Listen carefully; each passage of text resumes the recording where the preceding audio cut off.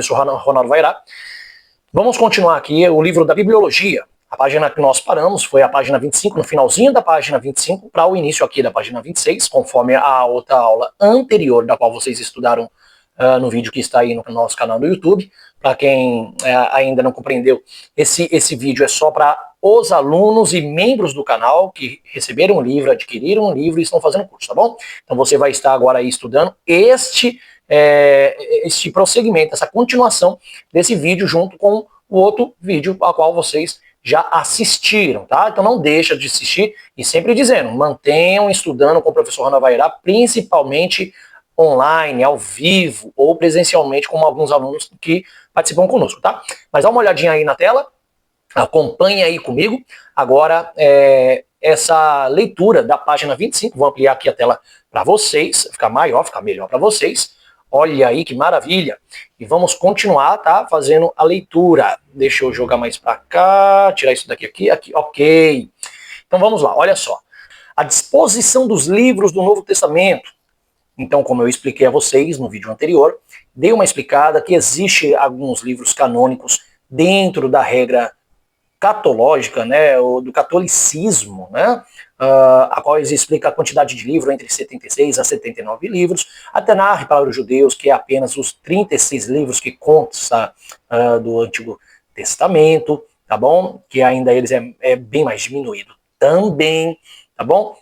Eu explico lá para vocês a quantidade de livros do Antigo Testamento, explico a quantidade de livros entre o Novo e o Antigo Testamento dentro do catolicismo, dentro do movimento anglicano, sírio, das igrejas do Oriente, do Ocidente. Então, cada categoria, né, religião dentro do cristianismo ocidental e oriental, eles existem uma quantidade de livros que para eles são canônicos, assim também como para o judaísmo, da tradição judaica, o Tanar, que é apenas um único sagrado escritura, é o Antigo Testamento ou a Antiga Aliança, né, qual chamamos Antiga Aliança e não Antigo Testamento, que também são canônicos para eles. Então, o que seria o canônico? Qual que seria a Bíblia verdadeira? O das 76 a 79 do catolicismo? Contamos ou apenas os 36 que contém, ou na verdade, os 66 livros do Novo Testamento, no protestantismo, 76 a 79 no catolicismo, os 36, os 29 a 36 da Tenar. Então, qual que seria o canônico? Então vocês têm o outro vídeo, tá? Assistam outro vídeo, lá eu dou uma explicação maravilhosa, e aí vocês voltam aqui nesse vídeo para estudar sobre a disposição dos livros do Novo Testamento comigo aqui, tá? Então, continuando, olha só, na página 25, o Novo Testamento compreende 27 livros, escrito por 9 autores diferentes, a menos que Paulo tenha escrito Hebreus, sendo nesse caso apenas 8 autores, ao longo de um período aproximadamente de 50 anos. Então esses livros se dividem naturalmente em 4 categorias. Então quais são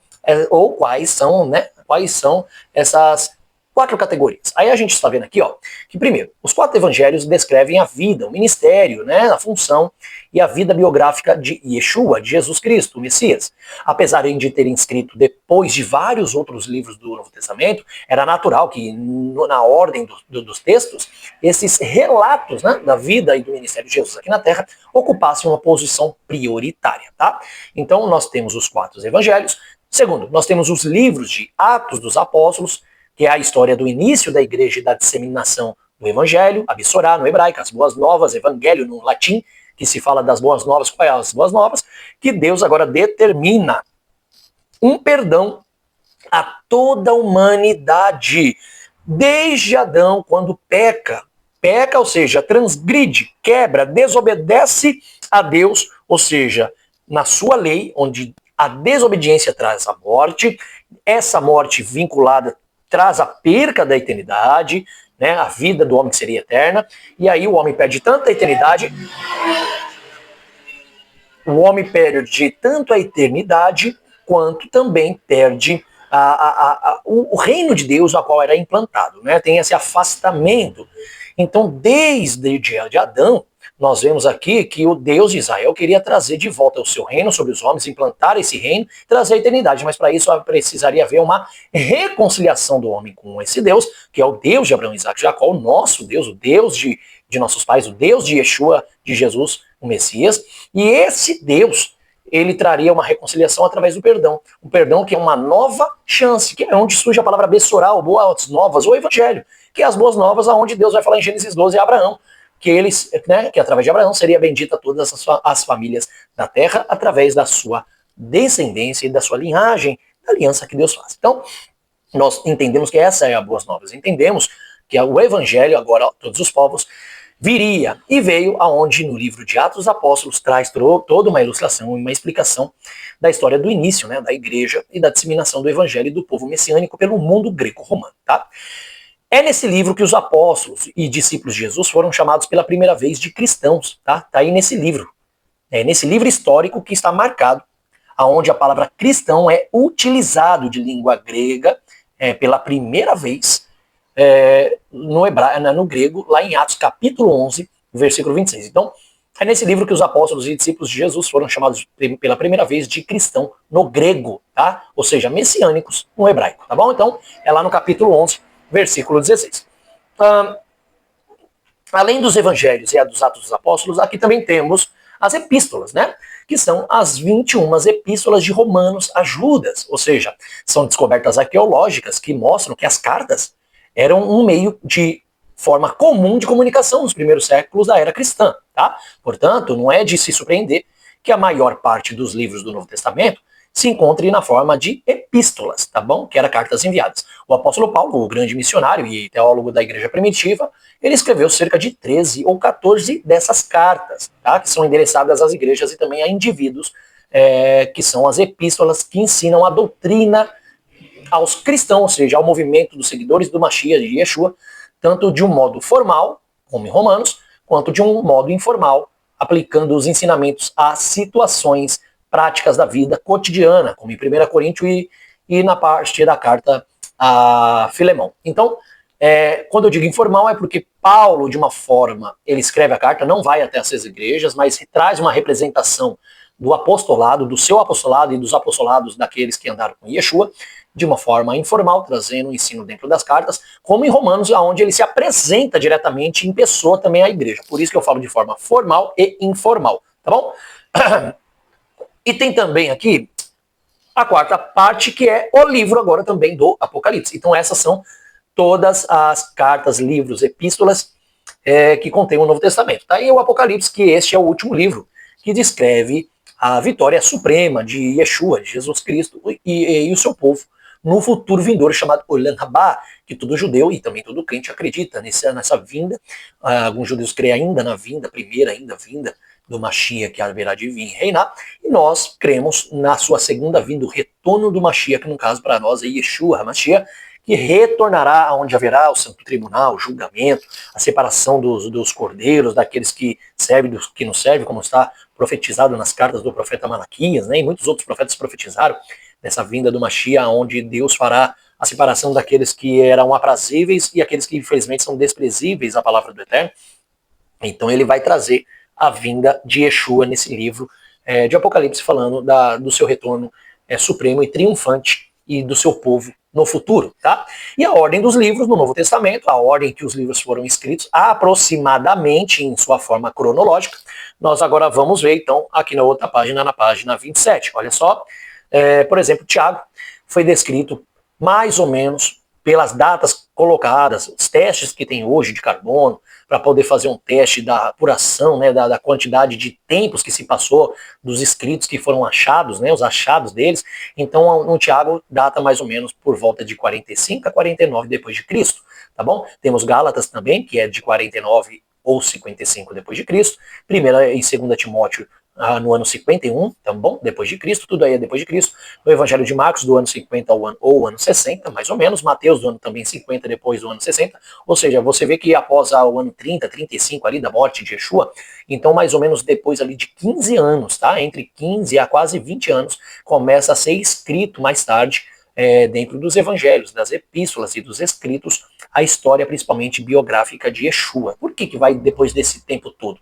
Porque nesse inteirinho, leva muitos anos, eu até compreendo, eu como professor que sou escritor, que tenho mais aí de 12 livros escritos também, eu compreendo que livros e escritos mesmo, ainda mais quando vai se tratar de uma biografia, que você quer trazer um histórico bem cronológico, bem perfeito, perfeito de fatos reais, sem errar em nenhum ponto, não leva pouco tempo, leva muito tempo para você escrever, leva bastante tempo para você determinar um livro, até porque tenho eu mesmo alguns livros aí que já faz tempo, né, que eu estou escrevendo, que já vou até, deixa eu mostrar um pouquinho a minha imagem aqui, minha foto, tá? Passa para vocês.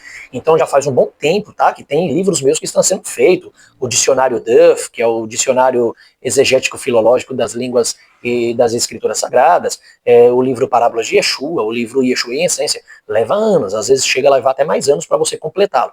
Então eu imagino que eles começaram um certo período ali depois da morte de Yeshua, nos anos 30 e 33 até o ano 35, e dali em diante eu acredito que eles começam agora a escrever essa biografia, fora aquelas que já estavam sendo escritas com ele em vida. Só que depois de escrever, não tinham todas aquelas facilidades de computadores, de máquina de escrever, hoje de uma forma digital e pura, rápida, para poder trazer toda uma descrição, uma escrita, as editoras que podem fazer todo esse trabalho para nós.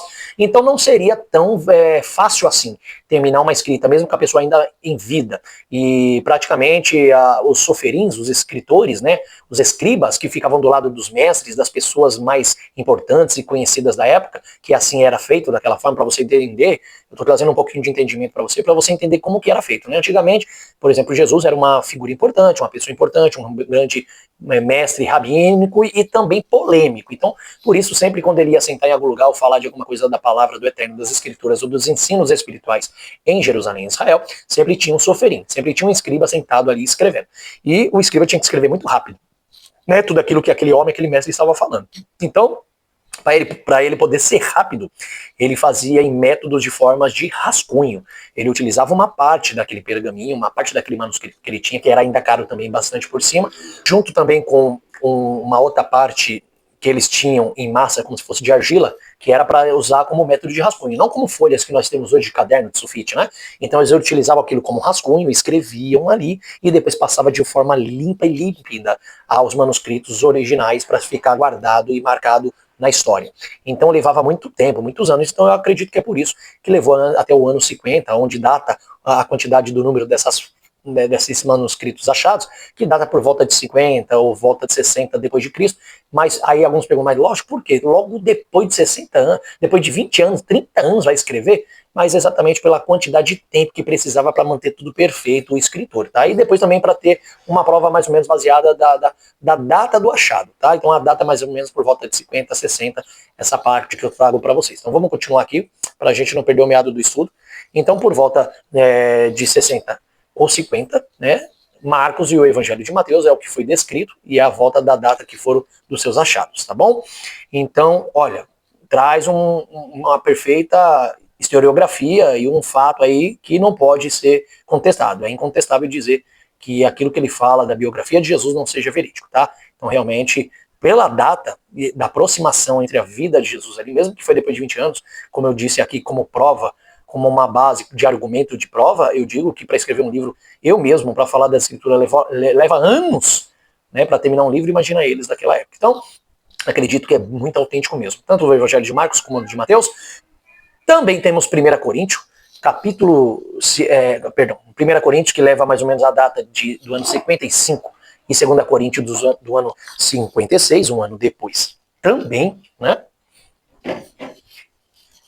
Então temos aí a 2 Coríntios, que também, depois de um ano que ele escreveu aquela carta de Coríntios, da primeira carta de Coríntios, ele escreve a segunda carta, por volta do ano 56. Temos Romanos, também a carta que Paulo escreve por volta do ano 57 a 58 é a sua data. O Evangelho de Lucas 60, Atos 61, Colossenses 61 também. Então, dentro do mesmo ano, entre o Atos de Lucas, Colossenses também estava sendo escrito de Paulo. Filipenses e Filemão por volta de 63, 1 Pedro por volta de 63 e 64, 1 Timóteo 63 e 66, Tito também, de 63 a 66, é mais ou menos por essa volta, tá? Aí 3 anos para mais ou para menos. Hebreus 64 a 68, 2 Pedro 66, 2 Timóteo 67. Aí vocês veem também Judas, João, primeira epístola de João e segunda e terceira por volta do ano 90. e Apocalipse na década de 90 também, tá? Que foi do último luminário, o pai dos apostolados, que era Yohanan João, tá? Que falece também, e aí encontra essas cartas por volta dessa sua época, tá bom? Então, nós temos isso aí na página 27, tá? E continuando, olha só, conforme já sugerido, a ordem do livro do Novo Testamento é lógica. Em primeiro lugar, vem os evangelhos, que registram a vida do Messias. Depois vem Atos, o relato da propagação das boas novas, que eu expliquei o que é essas boas novas de Jesus, que ele traz da parte do Pai, do Criador. E em seguida vem as cartas, que mostram o desenvolvimento da mensagem doutrinas da igreja e seus problemas, tá bom? Que aí é as cartas que vai falar sobre as doutrinas, as mensagens, os conselhos, os consolos, as repreensões, e também fala dos seus problemas. Para isso que serviam as cartas e as epístolas, como do campeão dela, Paulo, tá bom? E por fim o Apocalipse, que nos apresenta a visão da segunda vinda de Yeshua, tá bom? Mateus, Marcos, Lucas e João, Atos dos Apóstolos, Romanos, 1 Coríntios, 2 Coríntios, Gálatas, Efésios, Filipenses, Colossenses, 1 e 2 Tessalonicenses, 1 e 2 Timóteo, Tito, Filemão, Hebreus, Tiago, 1 e 2 Pedro, 1, 2 e 3 Epístola de João, Judas e Apocalipse. Então esses são os livros do Novo Testamento, a qual foram escritos originalmente na língua grega, tá bom? Lembrando, não é porque foi escrito na língua grega que você vai ter que ter a compreensão do sentido da figura de linguagem dos personagens dentro da visão gregoriana ou grega. Você tem que ter entendimento da figura de linguagem dos personagens nas suas línguas maternas, culturais e tradicionais, no hebraico e na sua tradição judaica, tá?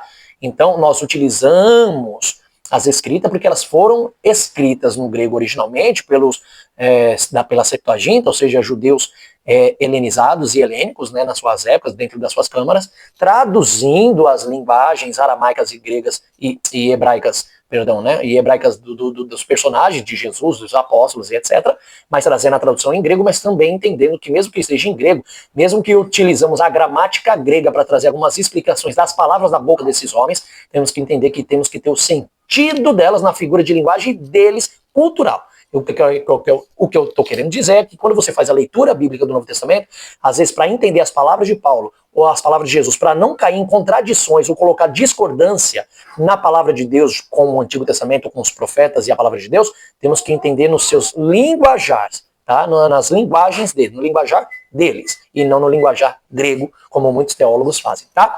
Então é isso aí, ó. Os livros do Novo Testamento então foram escritos originalmente na língua grega, conhecido como a língua helênica. E por quê? Porque os gregos eram chamados de helenos, ou povo de Elas, e constituído de 27 livros, os quais estão divididos em 4 grupos, tá bom? Biográficos, como vocês estão vendo aí, que são os 4 evangelhos que descrevem a vida biográfica e terrestre de Jesus, o Messias e seu glorioso ministério entre os homens. E aqui na página 28, nós temos aqui o livro, ó. O livro Jesus como representado e significado, que aí vocês podem ver no seu livro aí. No livro de Mateus, Jesus é representado como um presente de Deus, matitiahu, entregue, ou matitiahu, quer dizer um presente de Deus, dádiva de Deus, enviado de Deus. Então ele representa o presente de Deus, o Messias. Marcos, o guerreiro, Marte, né, o servo do homem. Então ele é representado como o guerreiro, o Marte, que é um martírio, né, que fala do martírio. Então, no Evangelho de Marcos, a grande biografia de Jesus é voltada para Jesus como um guerreiro, um Marte e o servo do homem. Em Mateus, ele é reconhecido como um presente de Deus e o Messias, tá bom?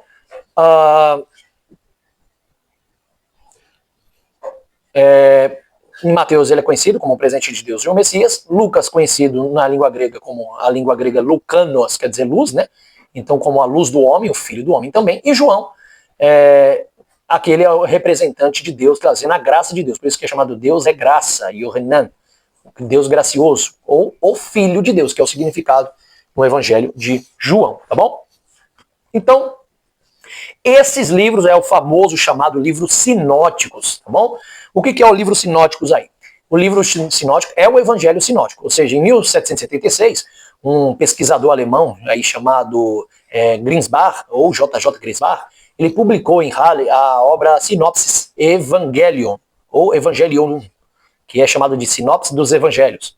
Foi a primeira vez que se utilizou o termo sinótico, tá? Aos escritos dos 3 primeiros evangelhos. A ideia de Grinsbach era de elaborar uma edição de Mateus, Marcos e Lucas, que permitisse abranger os três em um único olhar, tá bom? Ou seja, por isso que é chamado de sinótico, porque é a mesma visão de Jesus nos três evangelhos, trazendo uma explicação igualitária da vida de Jesus, tá? Então, a ideia de Griesbach era de elaborar uma edição de Mateus, Marcos e Lucas que permitissem abranger os três únicos olhar, tá? Que é a origem do termo sinótico, e grega, que é oriunda das duas palavras chamadas sim, no grego junto, a palavra sim é junto, e ópsis, que quer dizer ver. Então, ver junto, que surge a palavra sinótico. Tá? Assim, agindo, ele fizera eco, né, da opinião, como está escrito aqui, ó, deixa eu aumentar mais um pouquinho aqui, levantar a tela. Então, continuando. Assim, agindo, ele se fez, ou se fizera eco da opinião de Agostinho de Hipona, já em 399, expusera em seu De Consensus Evangelistarum, ou seja, para o bispo de Hipona, os evangelhos teriam sido escritos na ordem que estão no cânon, tá? E realmente traz uma veracidade da vida de Jesus, porque o que um evangelho fala, o outro também fala, o que um explica, o outro também explica. Isso é chamado de evangelho sinótico, ou seja, ter um único olhar, sim, junto, ver de um único ponto de vista, um ensino realmente de um evangelho perfeito da vida de Jesus, tá bom? Para não cair em contradições ou dizer que não são verdadeiros. E aí nós temos aqui a relação entre os evangelhos sinóticos, tá bom? Você tá vendo o desenho aí, ó, relação, olha lá, ó. Relação entre os evangelhos sinóticos, exclusivo de Marcos, porque coloquei logo Marcos lá em cima, porque para quem não sabe, os evangelhos de Marcos é o que primeiro que iniciou a circulação, e Mateus e Lucas vai utilizar Marcos para escrever, então aí Mateus escreve utilizando os evangelhos também, para fazer uma reescrita dele, e trazendo também aquilo que ele contemplou em vista com seus próprios olhos na sua vida com Yeshua. Então Mateus usa Marcos, Lucas usa Marcos também, e aí forma os três pilares dos três evangelhos que começaram primeiramente a circular nessa época do ano 50, 60 depois de Cristo, tá? Então exclusivo de Marcos, ó, 3%, Marcos, 3% de passagens e são exclusivas no evangelho de Marcos. O que é isso aí, esse 3% aí? O que eu quero trazer para vocês é que existem passagens da história de Jesus que tem coisas que estão exclusivamente escritas no Evangelho de Marcos.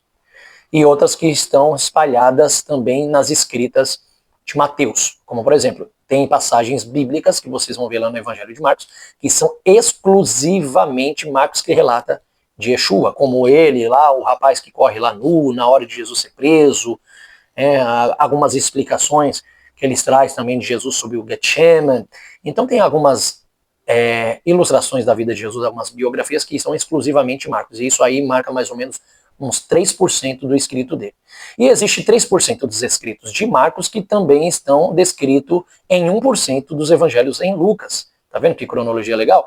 E 18% do que está no evangelho de Marcos também estão escritos em 10% dos evangelhos de Mateus, tá bom? E aí, ó, a tripla tradição, 70% do evangelho de Marcos é o que corresponde a 41% do que corresponde às histórias de Lucas e de 45% de Mateus. Então esse roxinho aí que você está vendo é a quantidade do que tem de relação, do que um escreveu, o outro também escreveu junto, tanto Lucas quanto Mateus, daquilo que já está em Marcos. 18% é mais ou menos uma base do que o Evangelho de Marcos fala, 10% também Mateus fala, e 1% Lucas também fala. Os outros 35% que você está vendo aí são exclusivos de Lucas, que é só Lucas mesmo que fala algumas coisas exclusivamente de Jesus, que já não está nem no Mateus nem em Marcos, são apenas 35%. Exclusivo de Mateus são só 20%. E a tradição dupla, onde não consta em Marcos, mas consta em Lucas e Mateus, são mais ou menos 23% de Lucas e 25% em Mateus, que são coisas que estão relacionadas entre os dois evangelhos. Então, traduzindo toda essa enquete aqui, ó, esse cronograma, né, que eu montei, esse organograma que eu montei para vocês aqui, demonstra que existe aí uma explicação sinótica, né, uma visão única realmente de todos eles, do que um fala, o outro também fala, o que um corresponde à vida de Jesus, o outro corresponde confirmando mesmo. Então, em resumo, o evangelho sinótico ou sinóptico é um termo que designa os evangelhos de Mateus, Marcos e Lucas por conterem uma grande quantidade de histórias em comum, na mesma sequência e algumas vezes utilizando exatamente a mesma estrutura de palavras para se falar da vida de Jesus, tá? Tal grau de paralelismo relativo ao conteúdo, narrativa, linguagem e estrutura das frases somente pode ocorrer em uma literatura interdependente. Muitos estudiosos acreditam que esses evangelhos compartilham o mesmo ponto de vista e são claramente ligados entre si, tá bom? E agora eu vou trazer para vocês, então, a parte da página 30, onde aqui a gente vai encerrar, tá? Olha só, a canonização, então, da Antiga Aliança. A canonização do Antigo Testamento foi um processo longo e complexo, tá? Que envolveu várias etapas e comunidades ao longo dos séculos. Não há um único grupo ou um momento que possa ser apontado como responsável exclusivo pela canonização, mas podemos identificar os principais responsáveis e fases do processo, especialmente no contexto do judaísmo, tá? Já que o Antigo Testamento tem origem judaica. Bom, a primeira etapa, olha só, a primeira das etapas, né, da canonização judaica, nós temos aqui, por exemplo, a Torá, o Pentateuco no grego, do século V a.C., tá? Quem tradicionalmente associado, tá? Quem é que fez essa Torá aqui? No século V, né, antes de Cristo, quem foi que escreveu? Quem é que tinha a posse dessa canonização? Vamos lá. Tradicionalmente associado a Esdras, tá bom? E aos escribas do período do pós-exílico, ou seja, após o retorno da Babilônia no ano 450 a.C., tá bom? Então a Torá foi ali por volta do século V, escrita por 450 anos antes de Cristo, pelas mãos do servo Esdras, ou Esra, tá? No hebraico, e os escribas do período pós-exílico. Então eles que começam a trazer toda a tradição dos ensinos da Torá, do Pentateuco de Moisés, guardam isso a eles, tá bom?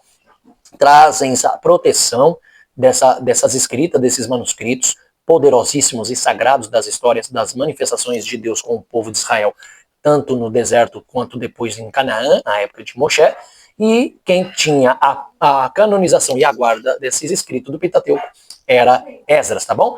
A descrição é o seguinte: a Torá, Gênesis, a Deuteronômio, são os 5 primeiros livros, foi a primeira parte a ser reconhecida como escritura sagrada. Esdras é frequentemente então citado como uma figura central na leitura pública e ensino da Torá, como está escrito lá em consta em Neemias, capítulo 8.